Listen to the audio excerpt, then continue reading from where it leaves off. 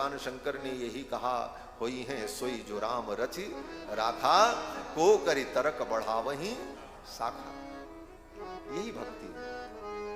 कोई भी परिस्थिति आ जाए, आपके प्रतिकूल हो रही है, आप उसे संभाल नहीं पा रहे हो, बोले मत परेशान हो, उसके पीछे लौट आओ, पीछे हटकर अपने मन को समझा लो, राम जी की यही इच्छा है, बस यही समाधान है, यही रास्ता है, यही शांति का मार्ग है, अन्यथा पागल हो जाओगे, आत्महत्या भी करनी पड़ सकती है। लोग कर रहे हैं अज्ञान के कारण। तो यही भगवान की भक्ति है, जो ठाकुर जी चाहते हैं वो होता है। बात ये थी कि विभांडक महर्षि अपने पुत्र को तो नैष्ठिक ब्रह्मचारी बनाना चाहते थे, लेकिन भगवान चाहते थे इनका ब्याह हो जाए, ये गृहस्थ हो जाए। कौन साधु बनेगा, कौन विरक्त बनेगा, कौन गृहस्थ बनेगा, ये भी भगवान की इच्छा से होता, किसी के चाहने से कुछ नहीं। पिताजी चाहते थे ये नैष्ठिक ब्रह्मचारी बने, और परम पिता जो है भगवान, वो चाहते थे कि ये गृहस्थ हो जाए। और भगवान ने ऐसा जोग बनाया, अंग देश के राजा के राज्य में अकाल पड़ गया। अकाल क्यों पड़ा? बोले त्रेता युग था महाराज। त्रेता युग में धर्म के 3 चरण थे। थोड़ा भी अधर्म हो तो दिखाई पड़ने लगता था। जैसे सफेद चादर में एक धब्बा लगेगा तो वो दिखाई पड़ेगा, सफेद कपड़े में थोड़ी भी गंदगी लगी तो वो दिखने लग जाएगी। लेकिन काले कपड़े में बोले लगती रहे, कोई फर्क नहीं पड़ता, क्योंकि कपड़े काला। उसी प्रकार कलयुग में पापमय प्राणी, लोगों के जीवन में पाप ही तो भरा। तो ऐसे पापमय जीवन में छोटे मोटे पाप दिखाई भी नहीं पड़ते, उनका फल उतना प्रकट भी नहीं होता, क्योंकि उनके जीवन में तो पाप ही भरा। लेकिन सतयुग में लोग शुद्ध पवित्र, इसलिए उनके जीवन में कहीं भी थोड़ा पाप हुआ, कहीं कोई विधि विपरीत कार्य हुआ, तो वो तुरंत अपना फल प्रकट कर देते। ये बात क्या विधि विपरीत हुआ? बोले महाराज अंग देश के राजा रोमपाद, उनकी बेटी शांता, और उनकी बेटी शांता समय से वो अपनी बेटी का विवाह नहीं कर पाए। क्या समय? बोले बेटी के विवाह के लिए उत्तम काल जो माना गया है शास्त्र में, कि रजस्वला होने के पहले उसका कन्यादान हो जाए। वो प्रथम बार रजस्वला हो तो अपने पति के कुल में, पिता के कुल में नहीं। ये धर्म है। और जो कन्या अपने पिता के कुल में रजस्वला होती है, लिखा तो बहुत कुछ है, मैं क्या कहूं, नहीं कहूंगा। महान दोष माना है इसको शास्त्र। रजस्वला होने के पहले कन्या का दान हो जाना चाहिए। किसी कारण से श्रृंगी महाराज रोमपाद अपनी बेटी शांता का दान नहीं कर पाए, और उनकी बेटी उन्हीं के कुल में रजस्वला हुई। इस अधर्म के कारण पूरे राज्य में अकाल पड़ गया महाराज। अनावृष्टि हो गई, वर्षा ही बंद हो गई, क्योंकि सतयुग था। राजा के अधर्म का फल प्रजा को भोगना पड़ता था। यही धर्म की व्यवस्था। पूरे राज्य में अकाल पड़ गया, वर्षा नहीं हुई। ब्राह्मणों को बुलाकर, ऋषियों को बुलाकर के कारण पूछा। ऋषियों ने कहा आपकी बेटी का समय से कन्यादान नहीं हुआ, इस कारण आपके राज्य में अकाल पड़ गया। अब यही उपाय है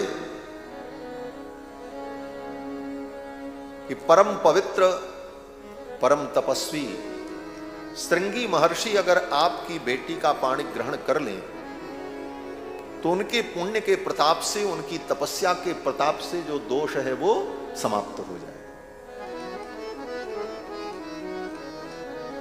अब तो राजा रोमपाद ने कहा ये तो असंभव है।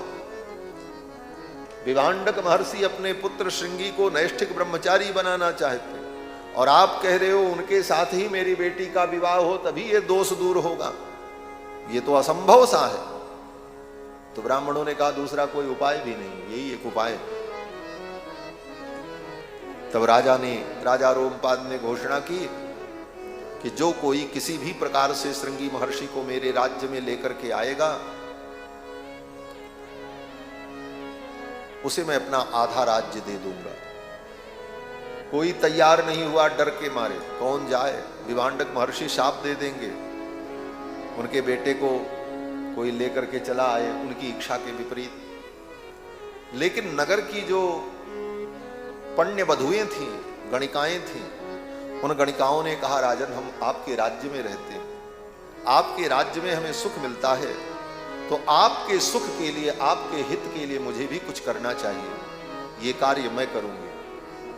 राजा ने कहा कैसे? गणिकाओं ने कहा मैं जाऊंगी और किसी भी प्रकार उनको लेकर के आऊंगा, चाहे हमें शाप हो जाए, चाहे हमारा विनाश हो जाए, लेकिन आपका ये कार्य मैं करूंगी आपके कल्याण। प्रजा का ये प्रेम अपनी राजा के प्रति होता था। महाराज वो गणिकाएं तैयार हुई और एक नाव तैयार किया। उसी नाव में वो मिठाई, रसगुल्ला, गुलाब जामुन, घेवर, सब अनेक प्रकार की मिठाइयों को रखा। उसमें कुछ नकली पेड़ भी लगाए, जैसे आजकल नकली पेड़ आर्टिफिशियल होते हैं, और उसमें सुंदर सुंदर असली फल लटका दिए, सेब, संतरा और भी अनेक फल। उसी सेब, संतरा और रसगुल्ले, उसी के बीच में 2-4 रसगुल्ला, लड्डू भी लटका दिया उसी नकली पेड़ में। और वो पेड़ उसी नौका में, नौका भी छोटी नहीं बड़ी नौका थी। और गणिकाएं अपना मृदंग, वीणा, सितार, सारे वाद्य लेकर के उसमें बैठी और सुंदर गंगा की लहर के लय में अपने लय को मिलाते हुए, सुंदर गीत गाते हुए नौका लेकर के वो गणिकाएं जल के रास्ते से श्रृंगी महर्षि के आश्रम के सन्निकट पहुंच गई। नाव को तट पर लगा दिया, उतर करके गई। दूर दूर से उन गणिकाओं ने पता लगाया कि श्रृंगी महर्षि के पिता कंदमूल फल लेने के लिए, फूल तुलसी लेने के लिए आश्रम से बाहर जाते ही होंगे। जब वो बाहर जाएं, उसी समय मौका मिलेगा कि हम लोग श्रृंगी महर्षि से चल करके मिलें और उनसे वार्ता करें और उनको कैसे ले जाना है ये उपाय करें। दूर उन गणिकाओं ने लगाया, क्योंकि गणिका थी, गणना करने की क्षमता तो थी। सब गणना कर लिया, हिसाब लगा लिया और मौका पा करके आश्रम में पहुंच गई।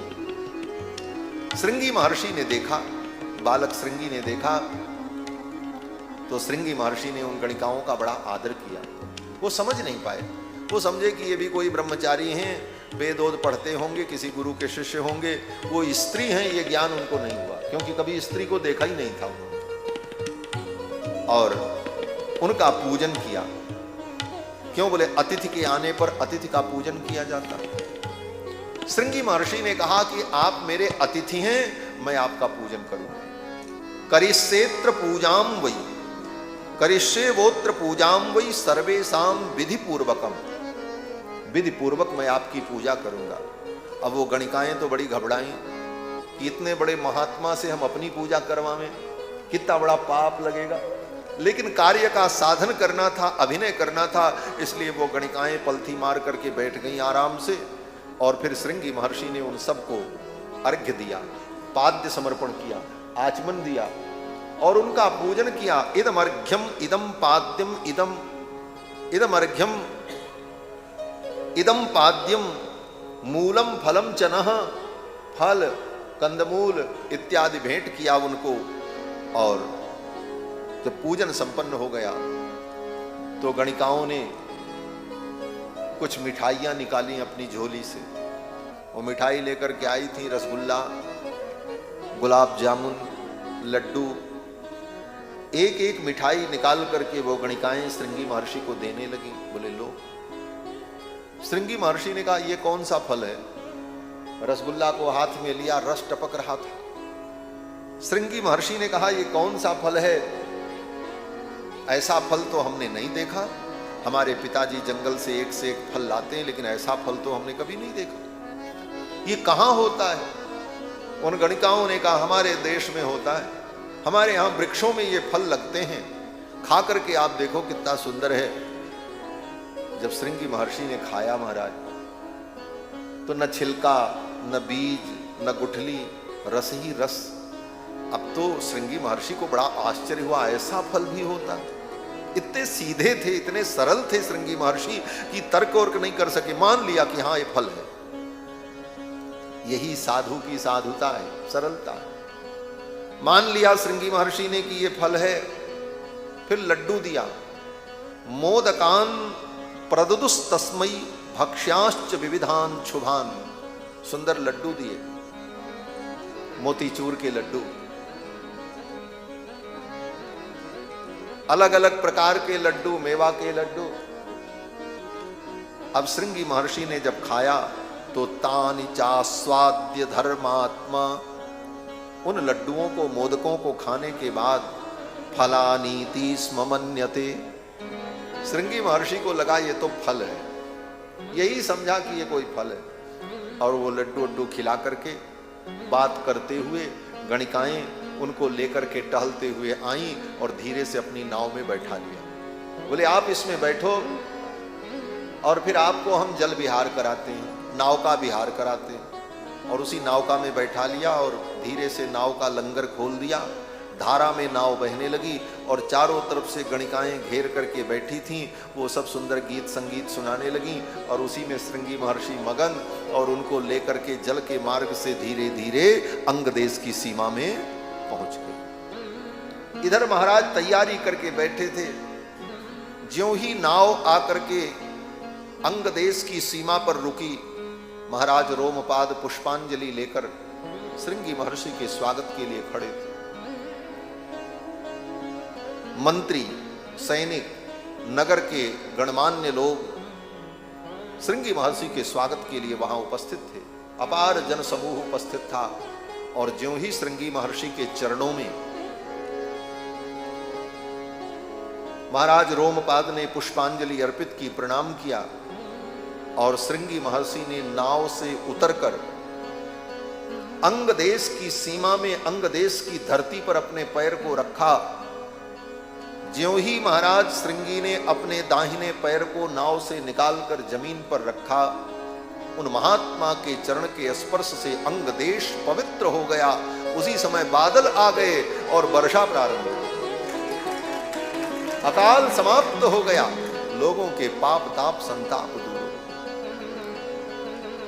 ये कथा श्री रामचरितमानस के उस चौपाई के संपूर्ण अर्थ को व्यक्त करती है।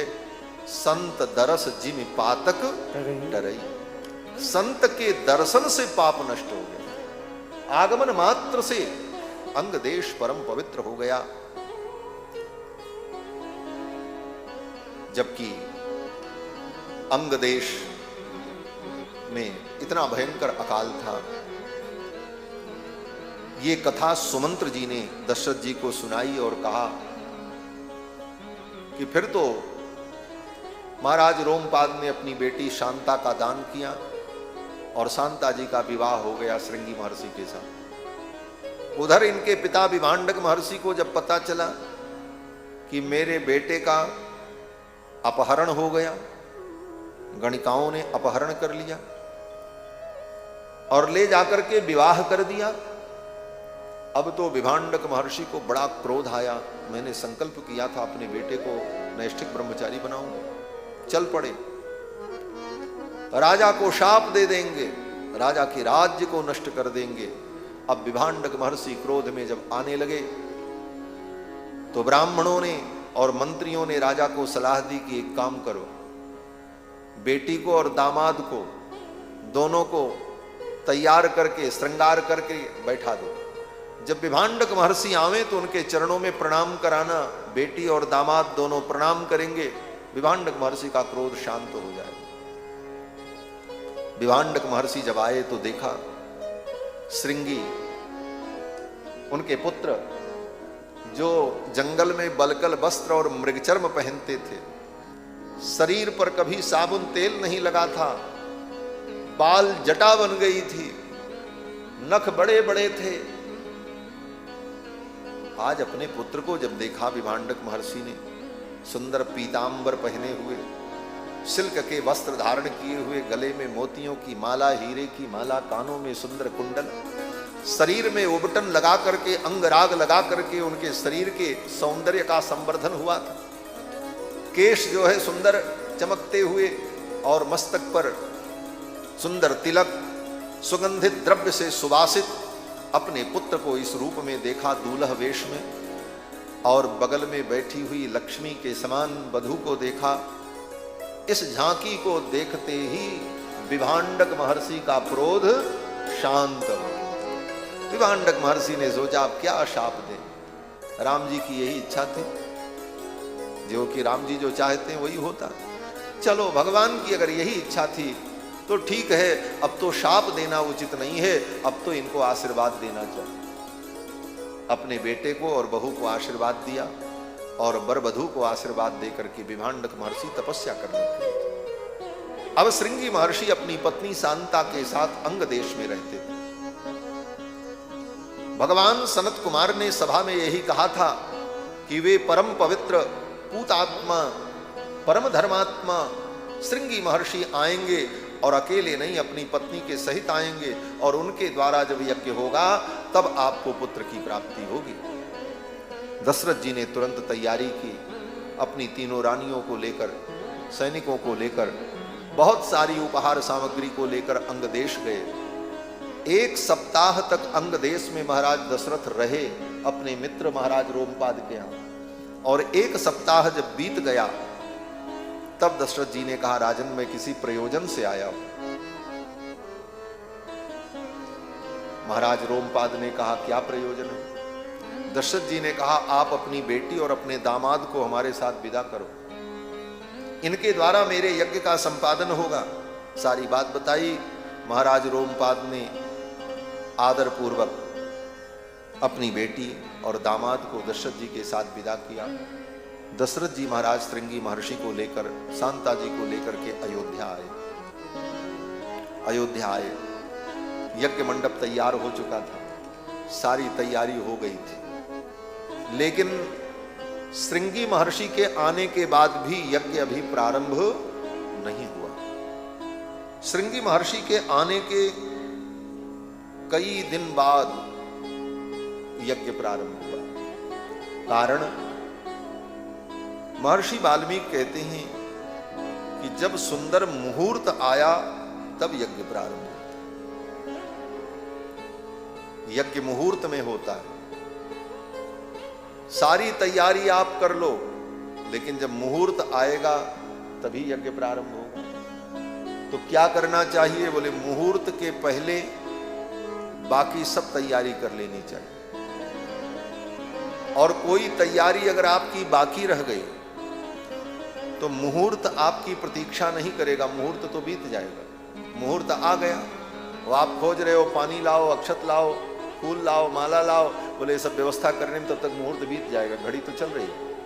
इसलिए पहले ही सारी तैयारी कर लेनी चाहिए जिससे मुहूर्त में कार्य हो सके। तब तो मुहूर्त का कोई मतलब है। और कितना भी बढ़िया कोई मुहूर्त निकाल करके ब्राह्मण बतावे और मुहूर्त में आपने काम नहीं किया तो उस मुहूर्त का कोई मतलब नहीं हो। ब्राह्मण मुहूर्त निकालते हैं इतने बजे से इतने बजे ब्याह होगा,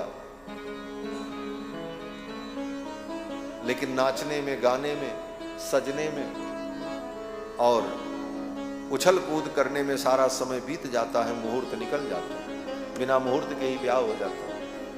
आजकल तमाशा ही होता है। लेकिन दशरथ जी इस विषय में बड़े सावधान थे। सब तैयारी हो गई। क्या तैयारी हो गई? बोले यज्ञ मंडप बन गया, सारी सामग्री आ गई, यज्ञ कराने वाले श्रृंगी महर्षि भी आ गए, सब कुछ हो गया। अब काल की प्रतीक्षा हो रही। मंडप बनाकर सारी वस्त्रों का संग्रह करके आचार्य ब्राह्मण को बुलाकर सारी तैयारी करके दशरथ जी महाराज बड़ी ही उत्सुकता से प्रतीक्षा कर रहे थे कि वो मुहूर्त आ जाए। आ गया मुहूर्त। कौन सा मुहूर्त? बोले चैत्र शुक्ल पक्ष की एकादशी से बसंत ऋतु में यज्ञ का शुभारंभ हो रहा है। अश्वमेधादिक यज्ञों के लिए वही उत्तम मुहूर्त माना जाता है बसंत ऋतु, चैत्र मास, वैशाख मास।